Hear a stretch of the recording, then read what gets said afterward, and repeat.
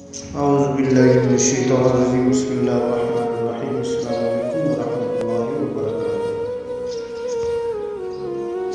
آج ہم ذکر کر رہے ہیں حضرت معین الدین چشتی اجمیری رحمۃ اللہ علیہ کا قصہ جے پال جوکی کے ساتھ۔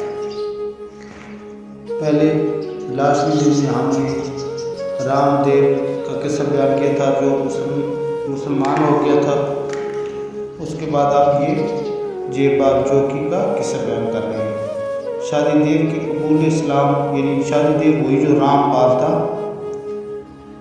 اس کا اسلامی نام پہ حضرت معین الدین چشتی اجمیری رحمۃ اللہ علیہ نے شادی دیو رکھا تھا۔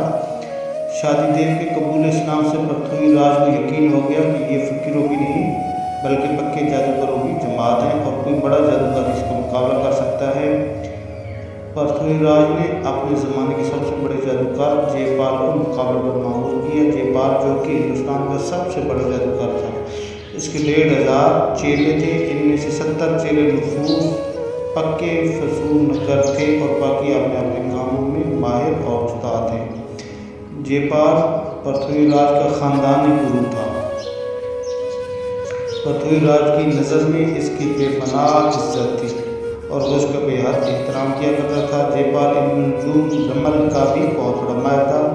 پرتھوی راج نے جے پال کو اپنے دربار میں بلایا اور تمام حالات بیان کیے اور اس سے مدد کی درخواست کی۔ جے پال کو اپنے علم و کمال پر پورا اعتماد تھا۔ اس نے کہا، خاطر جمع رکھو، میں اس فقیر کو اجمیر سے باہر نکال کر رہوں گا۔ یہ کروائی چوڑ کر آیا اور رائے کی اشتراک کے مرش ہو رہی تھی۔ پچالی اور برہمن بہت خوش تھے۔ اب یہ فقیر جے پال کی فسوقداری کا کہاں تک مقابلہ کر سکے گا اور لاچار اور مجبور ہو کر اجمیر شریف سے چلا جائے گا۔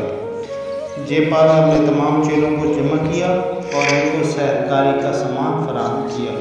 اس کے بعد وہ حضرت خواجہ معین الدین چشتی رحمۃ اللہ علیہ سے مقابلہ کے لیے روانہ ہو گیا۔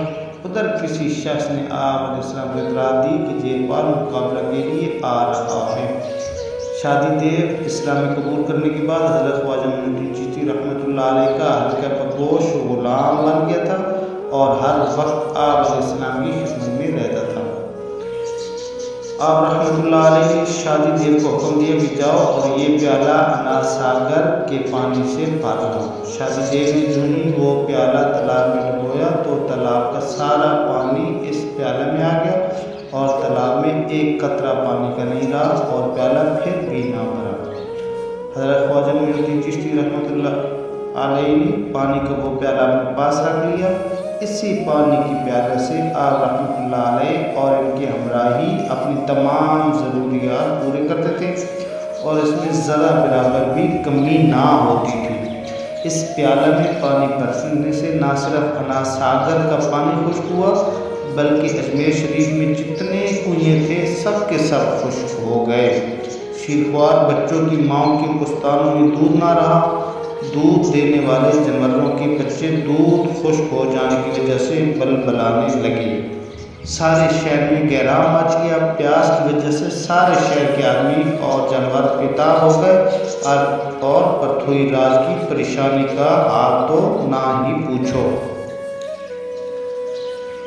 جے پال چوکی بھی پیاس سے مرنے لگا تو اناساگر کے کنارے حضرت خواجہ معین الدین چشتی رحمۃ اللہ علیہ کی خدمت میں عرضگزار ہوا۔